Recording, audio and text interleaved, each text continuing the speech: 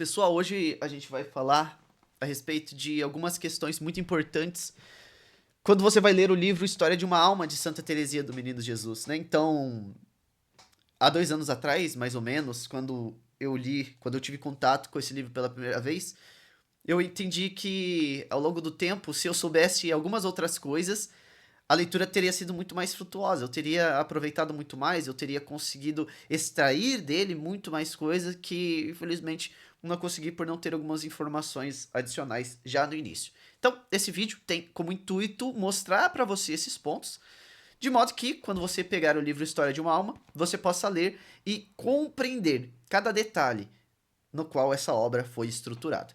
Então, antes de mais nada, nós precisamos entender quem foi Santa Teresinha do Menino Jesus. Se você está nesse vídeo, você já tem uma noção que Santa Teresinha foi uma santa carmelita francesa, né? Ela nasceu na cidade de Alençon, na França, no ano de 1873, e no dia 2 de janeiro, um dia depois do Ano Novo. E ela faleceu no ano de 1897. Então, se você já fizer as contas aí, você vai ver que ela faleceu com 24 anos, né? Em setembro de 1897. E aí você pode até já começar a se perguntar como que, né, uma história de uma vida que cabe num livrinho desse, né? E aqui é bem pequenininho mesmo. Como que alguém que vivendo 24 anos, além de tornar-se santa, recebe da Igreja Católica o título de doutora da Igreja, né? E você vai ver que não é o que ela fez, mas como ela viveu esses 24 anos, né? E aí a história de uma alma nos ajuda a compreender um pouco melhor isso. Então vamos lá. A respeito de Santa Teresinha. Ela foi a nona filha de São Luís e Santa Zélia Martin, então um casal católico piedoso. Se conheceram em Alençon, na França também. Os dois estavam caminhando por meio, né, por uma ponte. E ao se encontrar, né, começaram ali um relacionamento, uma conversa e casaram-se na igreja de Notre Dame, na própria cidade de Alençon. Então, como eu falei, Santa Teresinha, ela foi a nona filha, né, desses desses dois pais piedosos, né, de São Luís e Santa Zélia. E desses 9 filhos que eles tiveram, 4 acabaram, né, vindo a óbito. Eram mais velhos que Santa Teresinha e Santa Teresinha não os conheceu. Mas por que que é importante, né, eu saber dessa informação para eu ler a História de uma Alma? Porque quando nós começamos a ler História de uma Alma, nós vamos ver que Santa Teresinha utiliza de algumas alusões e de algumas metáforas para poder relatar a história da vida dela. Então olha só que engraçado, né? Ela vai dizer assim: Ele, Deus, que fez preceder aos 8 lírios brilhantes de brancura. Em seu amor, quis preservá-la do sopro envenenado do mundo. Mal sua corola começava a se abrir, o bom mestre transplantou-a para a montanha do Carmelo, para o predileto jardim da Virgem Maria. Né? Então aqui nós vemos que quando Santa Teresinha começa a falar a respeito da vida dela, ela usa de uma metáfora como ela sendo essa flor cuidada por Jesus, né? Essa florzinha cuidada de Jesus. E esses 8 lírios que a precederam, aí você já consegue entender. São os 8 irmãos que vieram antes de Santa Teresinha. Desses 8 irmãos, né? Como eu falei, 4 acabaram falecendo, mas 4 continuaram vivos, né? E são as suas queridas irmãs que ao longo de História de uma Alma você vai conseguir identificar diversas situações, né?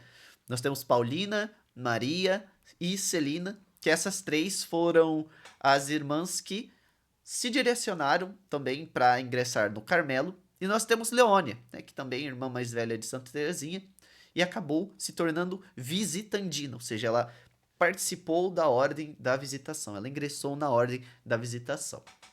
Olha só, São Luís e Santa Zélia, então, das filhas, né, que caminharam por mais tempo no mundo, todas elas se tornaram religiosas, né? Então, só para você saber, é uma informação bem importante quando você vai ler o livro História de uma Alma.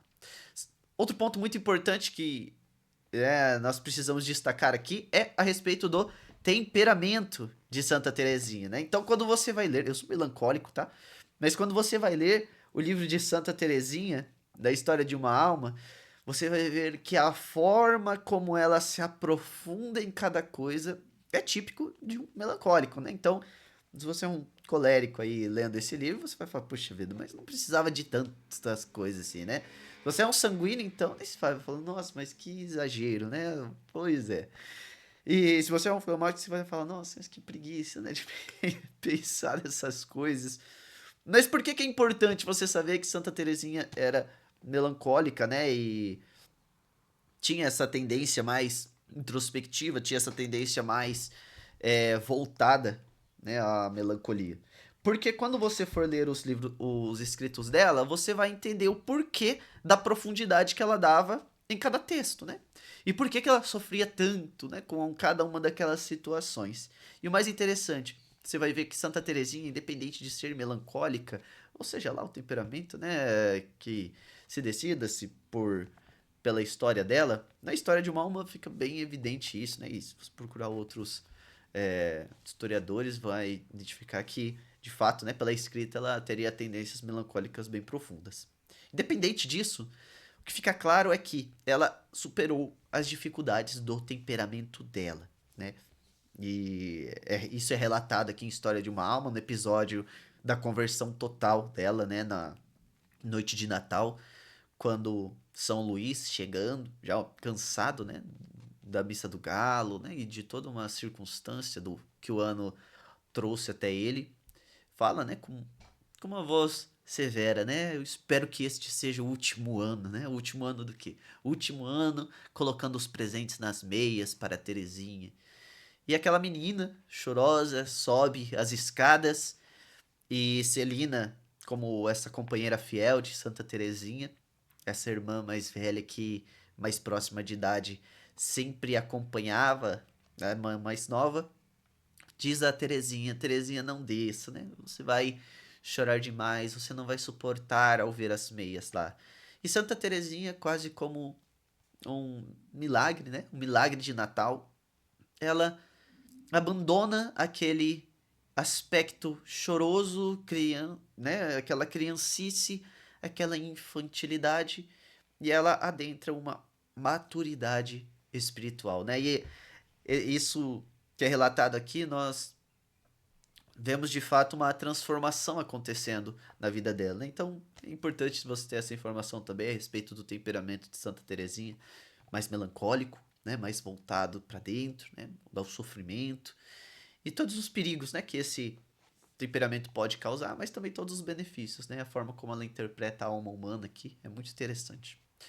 Pois bem, outro ponto importante que com certeza vai fazer a diferença da tua leitura é a respeito do contexto histórico religioso da época. Então nós estamos falando de uma França que há aproximadamente 100 anos atrás passou por uma revolução, 1789 nós temos a Revolução Francesa. Temos então uma modernidade se instaurando, uma secularização das coisas, uma laicidade acontecendo, uma ruptura violenta entre o Estado e a Igreja e as pessoas deixando de viver aquela vida religiosa para abraçar esse ideal racionalista, apaixonante e iluminativo que traria de verdade, né, a real noção de todas as coisas e o real conhecimento.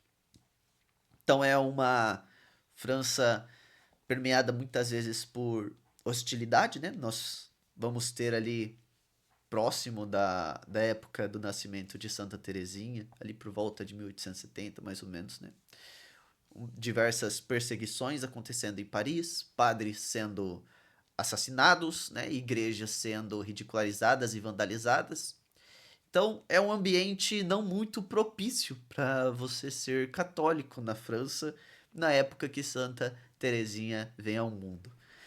Se no lado externo da igreja a situação não era muito boa, né? No ambiente interno, a igreja da França ela também sofria com alguns últimos remanescentes do jansenismo, né? O jansenismo é uma corrente ideológica que foi proposta pelo bispo Jansen, bispo holandês, e que foi notoriamente condenado pela Igreja Católica. Era uma corrente que pesava a justiça de forma desproporcional à misericórdia de Deus, de tal forma que, vou ser bem simplista aqui, tá? Se você quiser procurar depois e estudar um pouco melhor o jansenismo, fique à vontade, mas de forma bem simplista para você entender e ler o livro, tá? O jansenismo, ele tornava praticamente impossível você ser católico, né? Porque tudo seria motivo de erro e tudo seria motivo de condenação. Para você ter uma ideia, as pessoas até diminuíram a quantidade de comunhão, porque elas nunca se sentiam puras o suficiente para poder receber Jesus. Não estou falando aqui, tá, pessoal, de uma ideia de falta de zelo também, ok? A questão que o jansenismo trazia era um peso exacerbado na qual as pessoas elas não faziam por amor mais a Deus as coisas. Elas faziam por medo, né?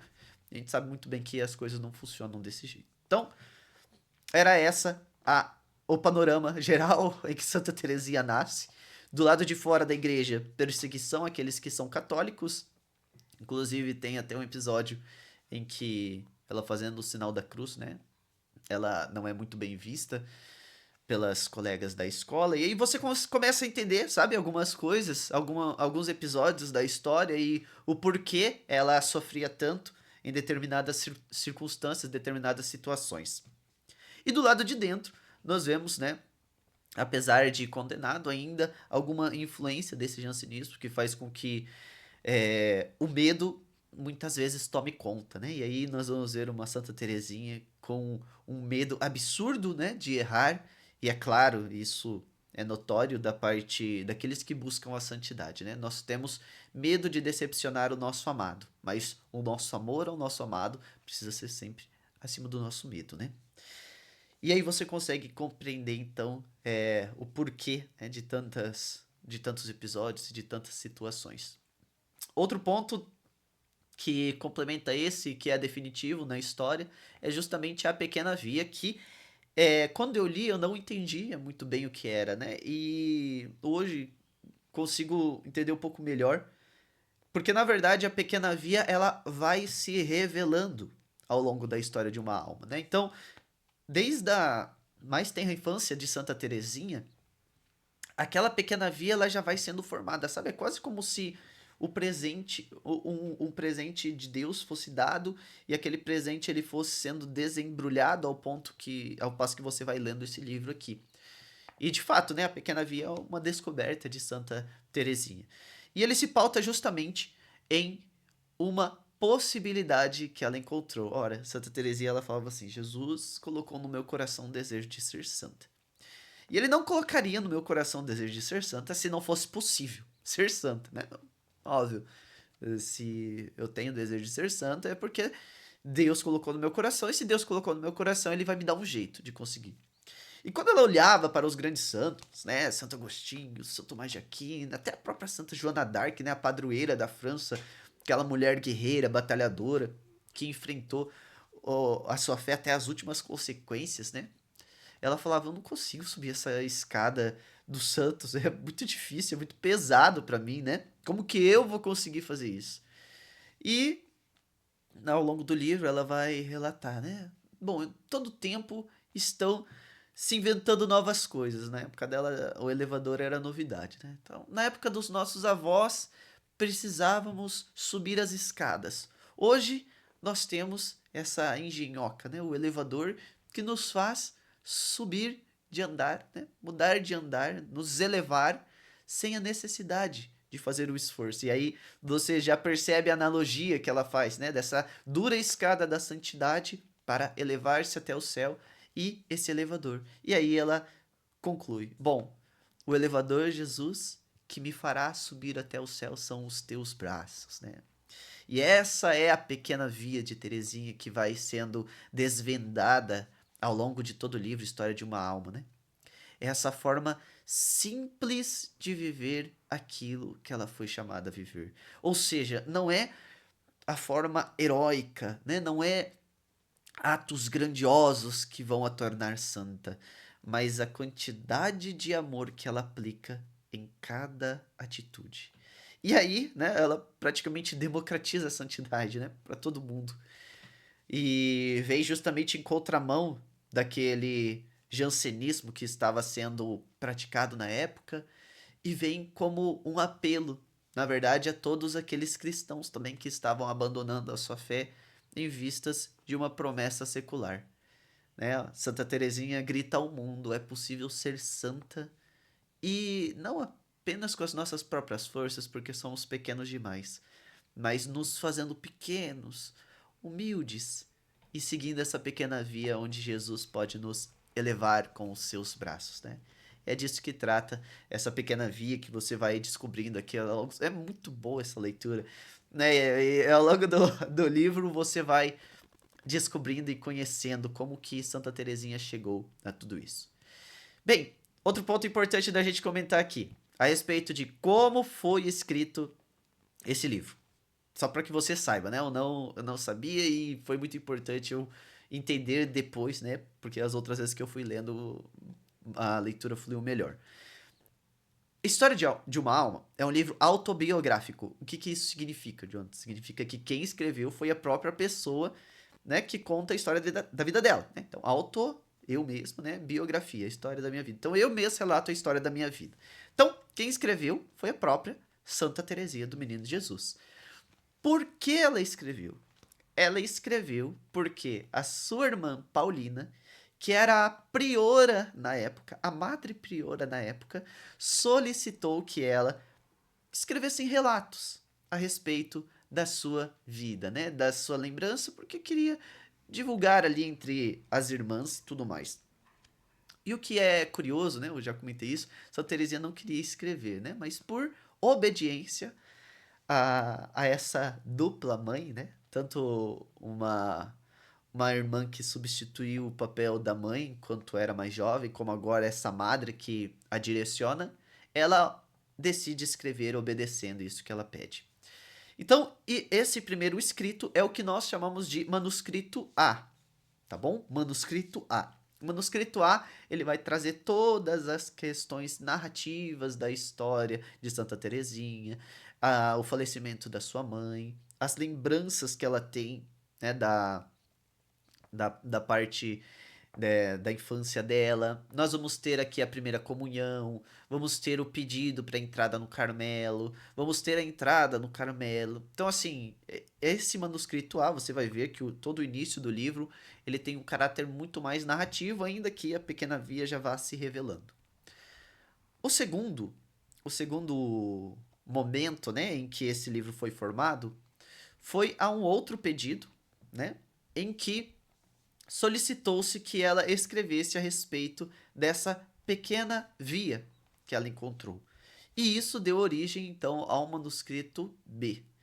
Esse manuscrito B, ele tem um cunho mais teológico, né, de comparações teológicas, e quando você vai ler, apesar de ter detalhes narrativos, você vai perceber que ele tem reflexões muito mais profundas, né? E é justamente porque a intenção pela qual ele foi escrito foi outra. E por fim, nós temos o manuscrito C, né, que é uma narrativa final, né? Que ela conclui a respeito de toda a sua vida. Ela já, escrevendo o manuscrito C, já estava bem próxima da sua morte. E nós conseguimos ver alguns últimos relatos de Santa Teresinha aqui. Então, para que nós possamos encerrar, né, tudo isso que nós já conversamos aqui, vale ressaltar a respeito dos locais onde Santa Teresinha passa parte da sua vida. Então, você vai ver que no início desse livro, toda a história, né, se passa em Alençon, que foi o local onde São Luís e Santa Zélia se conheceram, se casaram, e no qual eles criaram, né, as suas filhas, né, tiveram seus filhos ali. Santa Teresinha vai viver em Alençon durante 4 anos, e aos 4 anos de idade, com a morte da sua mãe, Santa Zélia, eles mudam-se para Lisieux. Lisieux, outra cidade da França também. E em Lisieux, São Luís, ele vai alugar uma casa que vai ser chamada de Le Buissonnet, né, que significa os bosquezinhos. É uma casa que Santa Teresinha vai viver dos 4 aos 15 anos de idade, ou seja, até a sua entrada no Carmelo. E é lá que vai acontecer muitos episódios marcantes. Por exemplo, o milagre da noite de Natal acontece nessa casa. O pedido de Santa Teresinha para seu pai, né, para que ela possa entrar no Carmelo, acontece nessa casa. Então, se algum dia você for visitar os Bussanê, você vai perceber que lá existe uma réplica, né, da estátua de Santa Teresinha reclinada ao peito de seu pai, pedindo para que ele liberasse ela para seguir a vocação dela. E por fim, né, depois de ter passado por esses lares, Santa Teresinha entra no deserto definitivo de amor e sofrimento, né, que ela chama, que é o seu Carmelo, né, o Carmelo de Lisieux. Esse Carmelo até recente, né, na época tinha cerca de 40, 50 anos de idade, era da ordem das Carmelitas Descalças. Santa Teresinha, com 15 anos de idade, atravessa os muros daquele Carmelo e a partir dali nunca mais sai, né? Então ela vive aquela clausura, aquela entrega que ela sempre desejou viver para o seu Deus, né? Para o seu Jesus. E assim, né, nós temos esses três cenários, esses três ambientes, do qual História de uma Alma retrata de forma muito fiel e que, querendo ou não, acaba também separando a história, né, e a vida de Santa Teresinha. Bem, esses são alguns pontos que considero importante para que você saiba ao ler História de uma Alma. Espero que isso, de fato, ajude você a aproveitar o máximo que Santa Teresinha tenha a oferecer para sua santificação, para sua história, para sua fé. E que Santa Teresinha do Menino Jesus possa rogar por cada um de nós. Que Deus abençoe e até uma próxima.